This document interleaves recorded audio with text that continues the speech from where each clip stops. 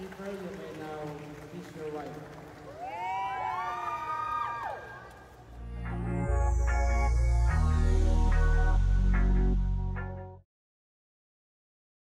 Ikinasal na nga ngayong araw itong si Keeper Ravena dito sa kanyang longtime girlfriend na si Diana Maki.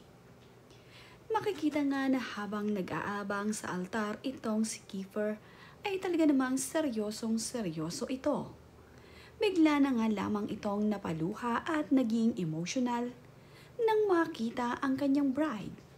Talaga namang pumatak ang luha dito kay Keeper. Hindi naman nga mapigilan ni Keeper na hindi mapaluha. Na ngayon kasi ang kanyang girlfriend ay kanya nang magiging kasama sa araw-araw. Ito na nga ang final moment nila.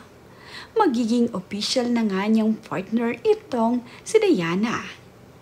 Inihatid naman ng kanyang mommy itong si Diana na mapapansin din na tila emotional at nakayuko nga ang kanyang ina.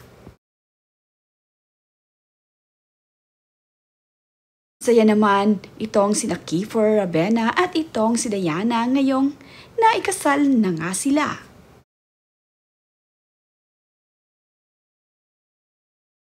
Spotted naman nga itong si Karel at ang kanyang asawa dito sa kasal ni Keeper Ravena at ni Diana. Kabilang nga sila sa miyembro ng choir na kakanta dito sa kasal ng dalawa. Na ayon nga sa caption ay sino nga raw ba ang excited? Excited na nga kasi itong si Karel sa pagkanta niya dito sa kasal ni Keeper at Diana.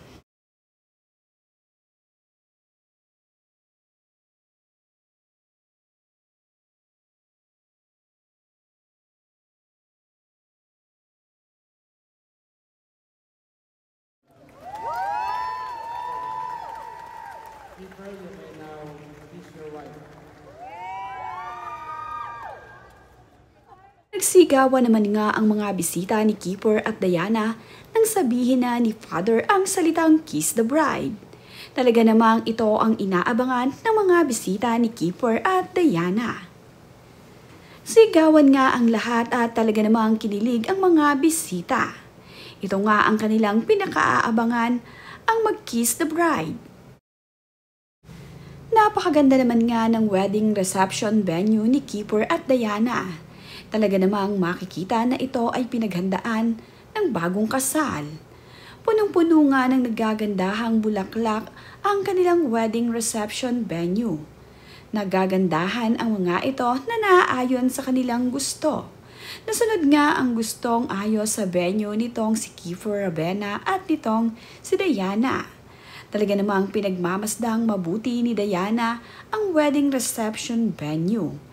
Dito nga sila nagkaroon din ng photoshoot kung saan nga makikitang itong si Diana ay talaga namang post na post sa kanyang mga larawan.